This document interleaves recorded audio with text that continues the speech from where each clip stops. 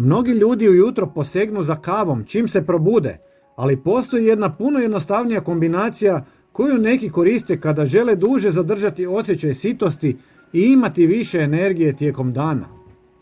Zanimljivo je da se priprema za manje od minute, a glavni sastojak je posljednjih godina postao vrlo popularan među ljudima koji paze na prehranu. Prvo u čašu dodajem 2 žlice zobenih pahuljica. Čim ih prelijete tekućinom, počinju upijati vlagu i stvarati gustu teksturu.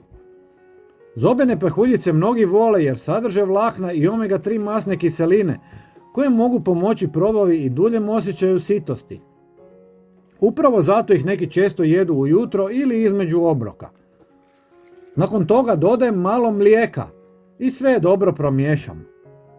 Mlijeko ovoj kombinaciji daje blaži okus i kremastiju teksturu, ali sadrži i proteine koje tijelo koristi za održavanje mišića i svakodnevno funkcioniranje organizma. Na kraju dodajem malo kakaa.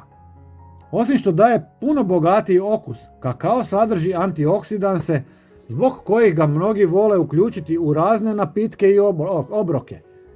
Neki ga posebno cijene jer može pomoći osjećaju energije i boljeg raspoloženja tijekom dana. Sve ostavljam nekoliko minuta kako bi se zobene pahuljice nabubrile i povezale sa ostalim sastojcima. Rezultat je jednostavna i vrlo ukusna kombinacija koju mnoge vole jesti za doručak ili lagani obrok tijekom dana. Napišite mi u komentarima jeste li ikada probali zobene pahuljice na ovaj način.